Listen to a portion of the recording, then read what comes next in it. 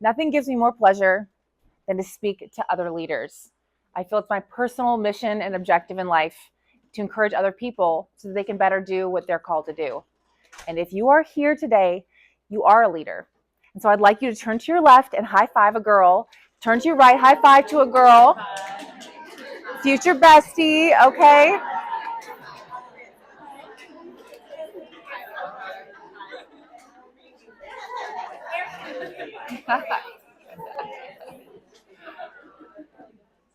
So as leaders, we want to study how to perform in our own optimal best. We also have people that we are leading, whether those are employees, colleagues, kids at home, partners that we're trying to encourage and inspire. So we need to study the tools that will allow us to get the most from ourselves and then apply it to other people. And that's what we will talk about today, the antidotes to imposter syndrome. Align with your authentic self and lead with confidence.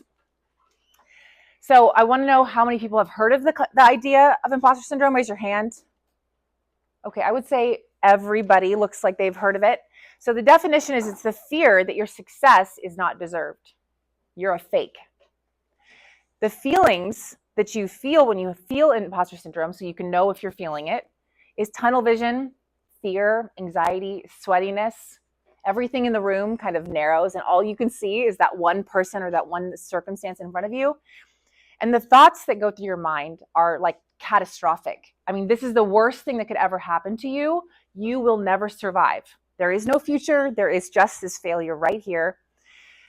And you start comparing yourself to other people. Well, if only I was as beautiful as her. Her hair is so perfectly curled and blonde. If only I could have curled my hair like her. So that type of thought where you're comparing yourself to other people helps to create this feeling of imposter syndrome. And what's crazy is that it's actually very normal. Between 70 to 80% of people admit to experiencing it at some point in your life. And the other people who do not, one could argue they're crazy because this is an economics joke. I have a master's degree in economics. I'm not the best economist in the world, but I do think econ and math is really funny if you can turn it into a joke. So the bottom half, a normal distribution, is a bell curve. And so it's the bottom half of the people who represent the outliers. And so it's the outlier who doesn't feel weird or insecure. The other thing that data shows us is that your ability to feel imposter syndrome is incredibly correlated with your empathy. The more self-aware and self-critical you are capable of being, the more humble from other people's estimation that you are, the more likely you are to feel imposter syndrome. And I heard everyone hum because inside of yourself, you know that these are the qualities of excellence. These are the qualities of leadership. So what's curious is that anybody who you admire that you think is a good leader has felt like an imposter at some point. And if you feel it, sounds like you're a leader too. Those are the kind of people that we want to be leading our lives. So I want to ask you to think of a moment in your life where either you have a memory that is painful and you thought you were an imposter, or think of a future goal where you're too scared to approach that goal at this time. So wherever you are, I want you to capture a thought, because what we're going to talk about are going to be tools. And you're going to forget it if you don't apply it to something real in your personal life. So write it down. Think of a memory or a moment, either in the future or in the past, that gives you that anxiety or that fear, because we're going to tackle it like a USC quarterback. So I'm going to tell you what the antidote is. Then I'm going to tell you my story when I felt like an imposter and use these tools. And then we're going to dig into applying it to yourself. So we're going to come back to these goals. And so I do require full engagement. So first of all, it's not fake it till you make it. I hate that, because your success is not about being fake, yo. It's about being authentic and aligned. So these are the two things that we are going to accomplish and create to eliminate imposter syndrome. And the ways that we tap into our authenticity and alignment is going to be these three things. And you actually need to move your body with me. So first of all, we're going to say self, squad, Service. I'm going to do it one more time. Self, squad, service. All right, so my story. I also feel imposter syndrome very often. And one of the most poignant moments of my life was when I became an entrepreneur. So I bought my first business at the age of 30, but I did not feel prepared to do that. In fact, I felt disadvantaged to do it. First of all, I have only ever been an employee. So my experience had been working for other people. Secondly, my parents had never been an entrepreneur. And so they were actually concerned and scared when I gave them questions or I told them about the adventure I was about to be on. They gave me risk-averse advice, not good advice. They did not want me to go do this. They did not believe I could be successful. And lastly, my personal life was in shambles. I had just gotten married and married to a Navy SEAL who was going to go be deployed to Hawaii. And when we got married, he had had a peaceful period of time in his life. And so I just really felt like he was the one. So I had to quit my job. I had to sell my car. And we also had given up our house. We didn't fully own it. We were renting the house to be able to move to Hawaii. And as he started to be, prepared to be deployed, he started having PTSD. He started having hallucinations, started accusing me of things.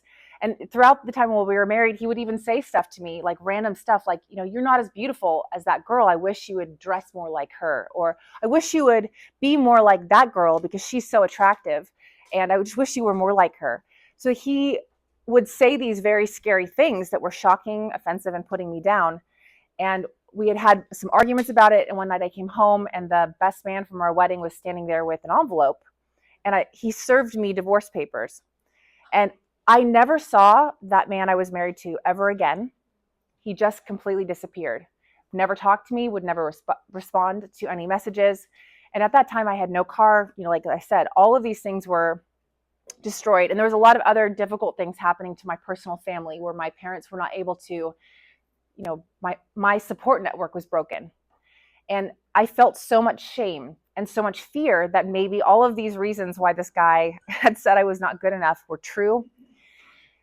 And so I had to move into some friend's house and I was at a party. In the evenings I was crying and I was working at Athleta because I just could not get a real job and figure out anything. I just had to survive, crying and folding girls' Lululemon style pants. And I went to a party being hosted by one of the friends that I was staying with, and it was a networking party. And so I'd applied to some executive jobs doing packaging sales. And I met a guy at this dinner party, older gentleman, and he told me he owned a packaging company. We all know at USC, networking is key. So I thought, I'm going to get to know this guy. I'm going to figure out if I can maybe ace my interview by learning more about packaging. So as I asked questions, I just let go of my own thought of myself and started really digging into what he was saying about his company. And it turns out he was selling it. He was doing import-export. He was importing packaging from India and China for large American brands. And he hated the guys that he was going to sell his business to. So he was looking for a way out. He had a pain point. And the more I talked to him, the more I realized I had some past work experience. I probably could do the job that he's describing. And so the idea came into my head, maybe I'll pitch him that I buy his company and I will create an agreement with him that would be beneficial to both of us. And so I said, hey, give me some of your samples because I think I could buy your business, but I want to test it out first. I'm going to go to a trade show. I'm going to take my savings and I'm going to build a booth. And if I can get an order, I'll buy your business. So that's what I did. And the thing about it is that when I was taking my savings and I was going to walk into that room to do something that I did not feel I had the right to do, become an entrepreneur, to become a business owner, to sell to large brands, I did not feel capable of it. All of the fear and the things that felt like they had gone wrong flooded my heart. And I felt anxiety and I felt sweat and I felt tunnel vision. And I just thought to myself, who am I to come in and try to do anything cool like this? And so obviously what I had to do was, first of all, tap into my highest self. I had to remember that I want to be the kind of woman who is not who this guy said I was. I'm not a loser. I want to be the kind of woman who's fierce enough to go in and do something outrageous. And so remembering my highest self was one of the tools I used to tap in and walk into that room. So as I set up the booth in the first day, people were coming by. There was amazing big brands, Harry and David, Haribo, the president of Haribo was there, which is like the coolest gummy candy ever. So I was sitting there like, do you want to buy some packaging? Would you like to buy this from me? The problem was I was mistaking my interests for service, selfishness for service. And the result was that people were running the opposite direction. No one wanted to stop by my booth. They were actually avoiding it, kind of like a weird bubble. And I realized, okay, I need to change my perspective. So I called my friends and I complained about how I was not succeeding, how I was nervous. And they, of course, reminded me of who I was. They hyped me up. They helped me to refocus on serving the people who were coming to me and find the right strategy for it. So the next day, I came back and focused on service. Rather than saying, please buy my packaging, I really want you to buy packaging, everyone in that room needed packaging. But my vocabulary, my tone, my energy was focused on getting you to give to me what I wanted. There was no alignment there. In this the next day, I refocused. And instead, I went out of my booth and I went to everybody's trade show. Hey, how's it going? What's going on? What's the most exciting opportunity you have right now that you can't solve? And I started asking the questions from their perspective and figuring out ways to get them the answers. Oh, you don't know the answer for how to manufacture this packaging in 3 weeks? I don't know if I can do it either, but I will go and figure it out. And so I spent all of my energy just trying to figure out how to do their job for them of solving their problem. Do you think that worked? It worked. And so as a result, I ended up becoming like everyone in the entire trade show knew me by name by the end of it. They started calling me the packaging princess. And it's honestly because I put out a ton of emotional energy to try to connect to people. And I ended up getting a $25,000 purchase order and I bought the business. Yeah, come on now. Thank you. And it's exciting because it applies to your life. There are moments where you feel insecure and scared, and there are tools to help you tap into your greatest strength. And that comes when we are aligned with what our purpose is. We are authentically walking within the world around us. And the other element of alignment is aligning with other people's interests. So I'm going to dig more deeply into it. So I studied economics of happiness. Professor Richard Easterlin recently passed away, but he was nominated for a Nobel Prize because he studied what makes us happy statistically. And in economics of happiness theory, they talk about something called the hedonic treadmill. We all feel so rational. We all have a brain.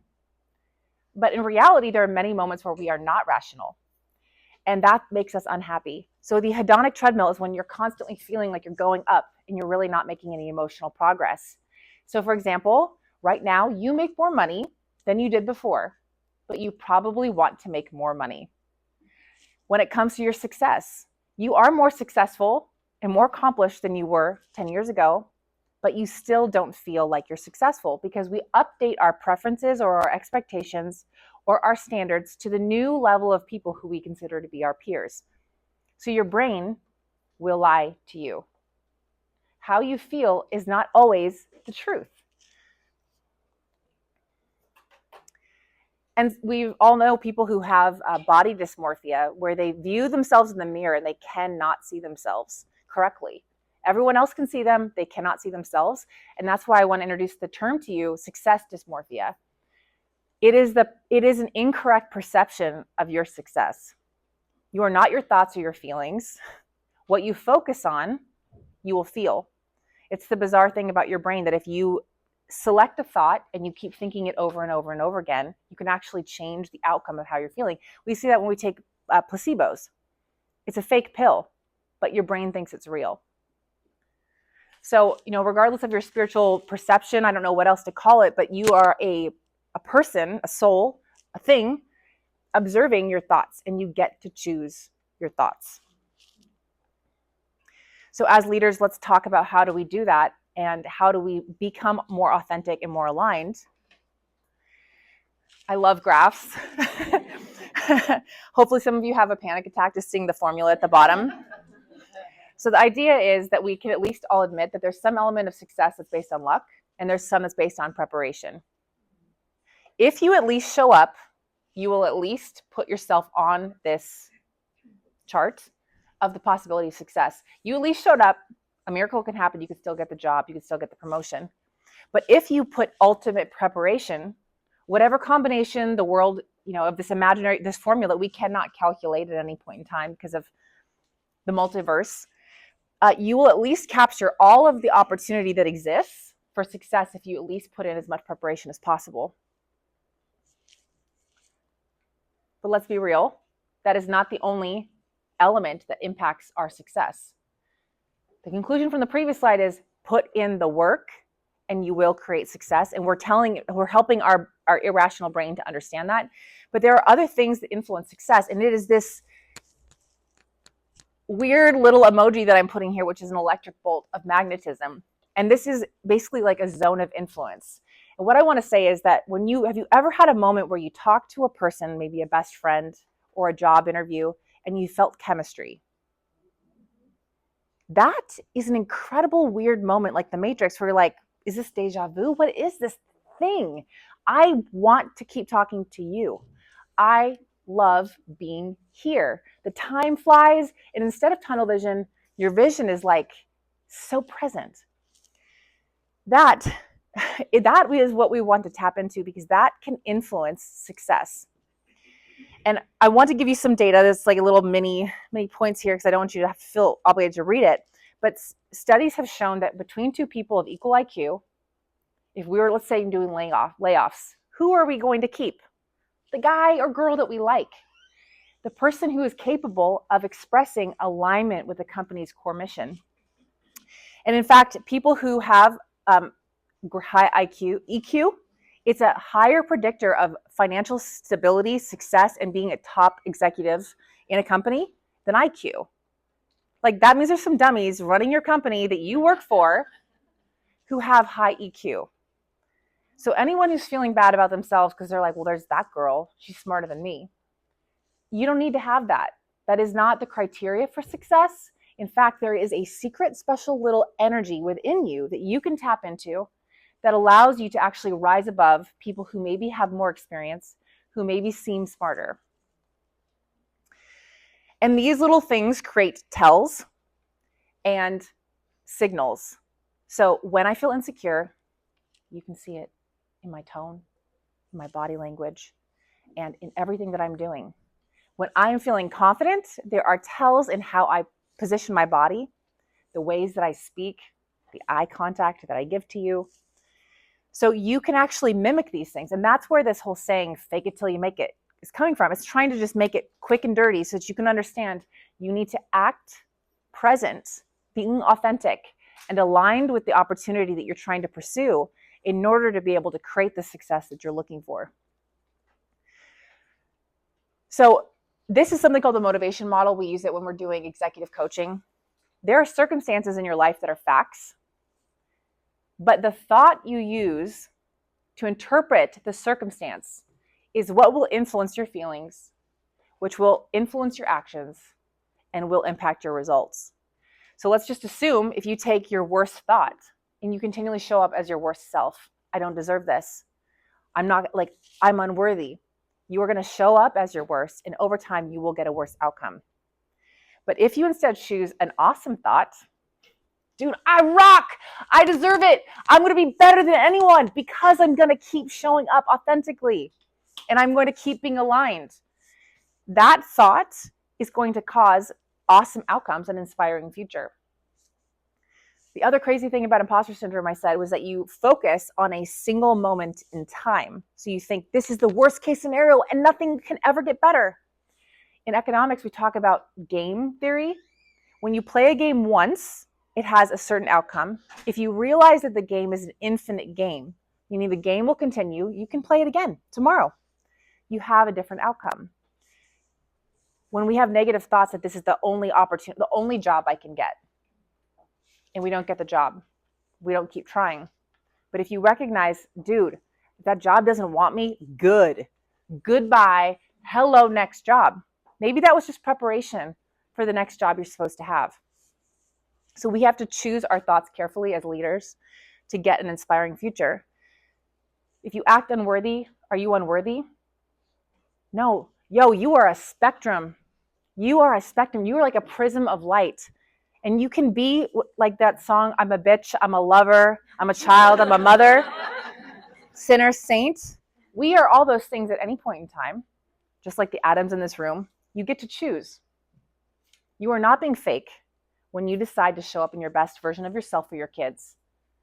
You are not being fake when you choose to show up. Your husband or wife has been a terrible person and you choose to step in to your best version of yourself. That's not fake. That's called leadership. I just led my own mind. I just influenced the room. Alignment. So I just talked about how that's about being authentic. My argument is that authenticity is about being your best version of yourself. And that's where you create a magnetic connection to people. But the alignment piece comes in when you start seeking that for you, for them. I want the best for you. Rather than just focusing on my own best interests, how can I help you? And how do we do that? We tap into our curiosity. We ask questions. We listen. We understand. We connect. We've all gone to customer service phone calls where someone literally does not listen to us. And what happens? Rage. Like full-blown rage. Ah! I will not press forward again. I've already done this before. But the opposite also has happened. Where that girl that you made as a friend, that's your bestie, she aligns with you. She listens to you better than other people. She cares through her expression of questions and remembering the things that you say.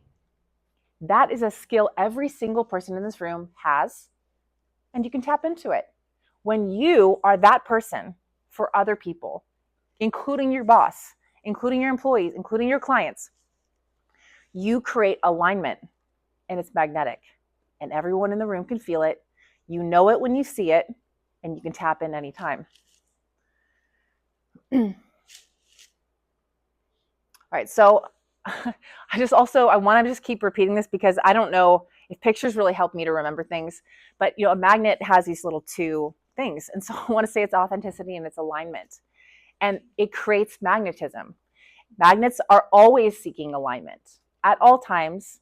So if you want to be magnetic, you have to constantly be authentic and seek alignment. They become stronger when they are aligned with other people or things. Like if you stack two magnets, it becomes a more powerful magnet. And that's why in a company, I want people who are on my team. Are we going the same direction? Okay, let's go. So you need to find people in your life and align with those friends, those jobs, those careers, because you will personally be more powerful and so will the company. You can't be aligned when you're not facing the right direction. You cannot create this magnetism unless you're tapped into your most authentic, best self. And you don't want to be aligned with someone that is not aligned with your ideal future. That's where you have that weird repulsion from that person because you do not see the world in the same way. So we need to seek to find alignment with the people who are going to make us stronger. So now we're going to tap into applying this to our own personal lives. I want you to feel authentic and aligned. These tools need to be your own. The athletes out there performing at USC football have trained and practiced skills. They run drills. And we sometimes think friendships just happen to me. Right? We go to school and so I just have friends. They never stop and study. How did I make that thing happen? How did I make myself fall in love with my spouse? How did I make that new best friend? So I want you guys to take the time to apply it to yourself. You're going to define your ideal purpose. So as I'm speaking in the next few slides, I want you to be writing down things about yourself. Self, which will be your purpose, your squad. Who are those people you can call on the drop of a dime who will pick up and encourage you and support you? And service would be, who are you here to service, to give to? So, so with yourself, you can ask yourself, who am I? What do I want? And why do I want it? And what's interesting enough is that once you start defining these things, there's different circumstances in your life. As a parent, if the biggest thing that you're worried about right now is being a parent, Your purpose, who, what, why may be a different thing than it would be when you apply it to your job, because you are a spectrum. You don't so pick one fixed thing to think of today. When it comes to tapping in, as you write these things down, you need to pick a way to remember who you are. For me, I have Post-it notes in my bathroom. So as I'm doing my hair, I wake up in the morning looking like a mess.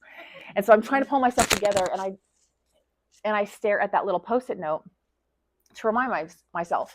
I also have little things. You can imbue a hat or a bracelet or an earring or a little amulet that you put in your pocket to remind you of who it is that you're trying to step in to be. And that's because there's a weird, it's not magic, guys, it's neuroscience. Your brain connects physical activity to your memory.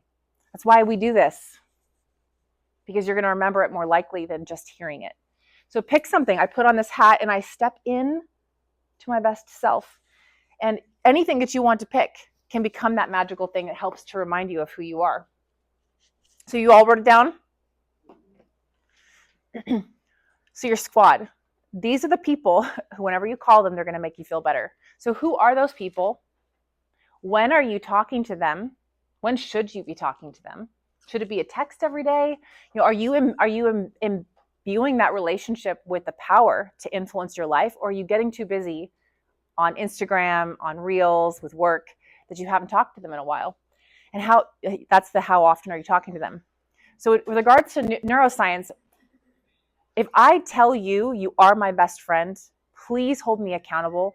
You will behave differently than if I never mentioned that. You need to tell the people in your life your terrifying dream. And tell them who you are. Tell them the things you're about to do and ask them. Tell them, I need you to text me because I'm speaking at USC Women's Conference and there's some boss women in the room and I'm nervous. So my phone was blowing up this morning. The people who love me and know that my dream is to be an inspirational speaker. And they reminded me of who I was so I could show up today to inspire you. How cool is that? I feel so lucky, I feel so loved. If you don't feel enough of this in your life, you have to create it, sadly. Sadly, but also positively. The women in this room are people who could be that for you. If you don't have good enough friends, look to the left and the right, get her Instagram, get her phone number. So service.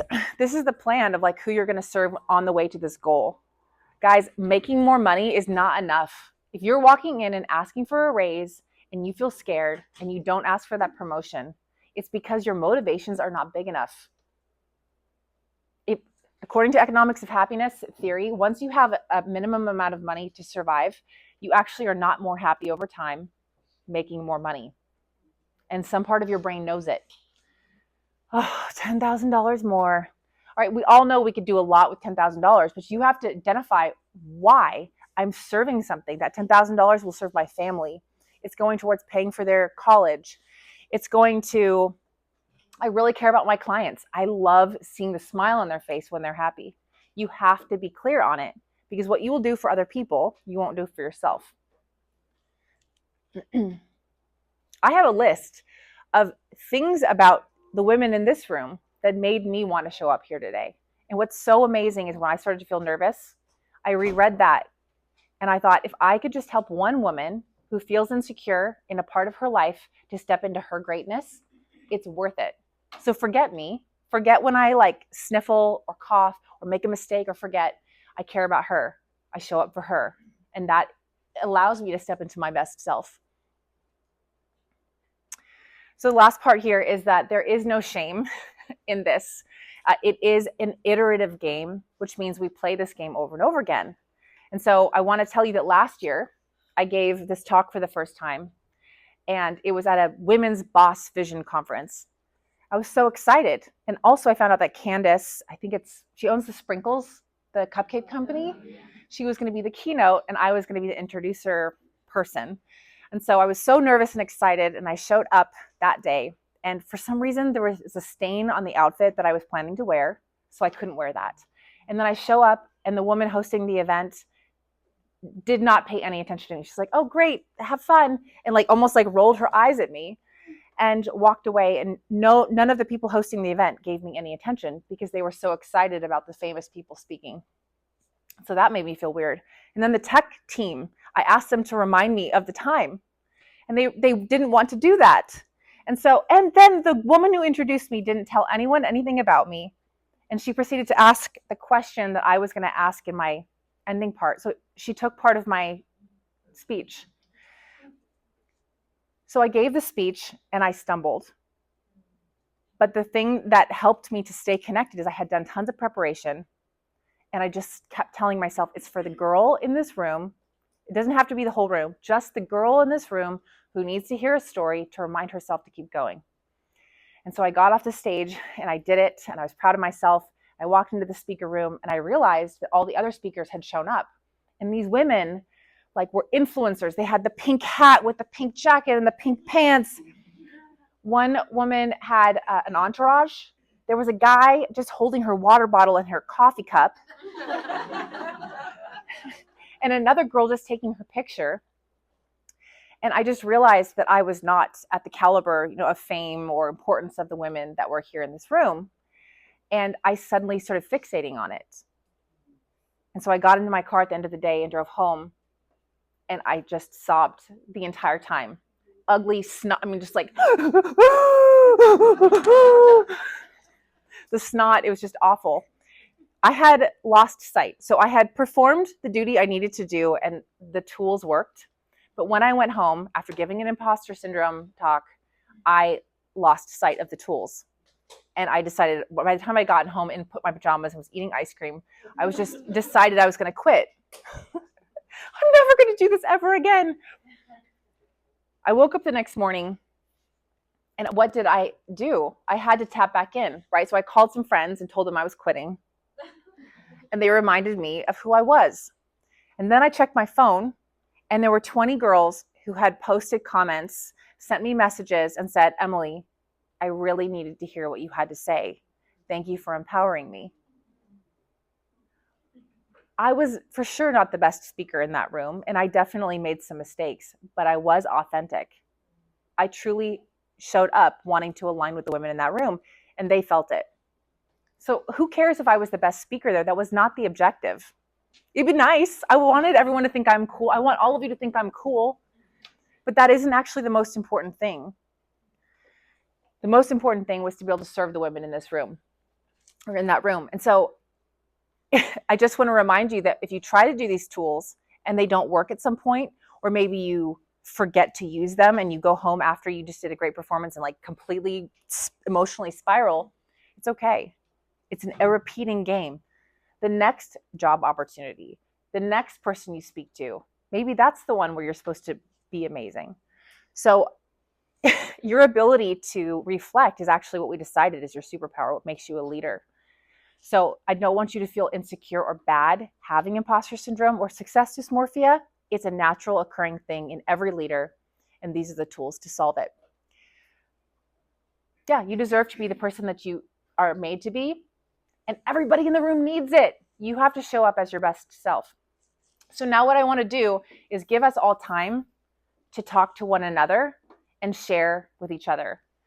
We don't all have to be best friends. We've all got lots of commitments in the world. But today, I want you to hear someone else admit to you what their big scary dream is, or their past thing, and what it is that they're going to do to tap in. And I want you to encourage her. I'm just a speaker. I'm just like you. You are meant to be speaking into the lives of the other women that are in this room, and you will have more impact than I will. They won't even remember my talk, but they could remember something that you say to them today. So I'd like everyone to break up into groups of 4 and be able to share what your purpose is. What are you here for? What is your vision for your life? Who are your people? If you need more people like that, tell people, ask for advice on where to find them. And then I want you to talk about service. Who are you here to serve? What is inspiring to you? So I would suggest groups of 3 or 4. I'm going to turn back on some pop music. If you guys want to connect to me, feel free. Thank you. I also have a free Spotify playlist if you ever want to realign with me. And I'm thinking of you. I made that for positive music. Yeah. And if any of you work at a company and you know someone in HR and you thought this was impactful and you want me to come speak at your company, that's my purpose. You can help me out by forwarding my LinkedIn to your HR guy or girl and say like, hey, hire that girl. So please get together in groups of 4 and encourage each other.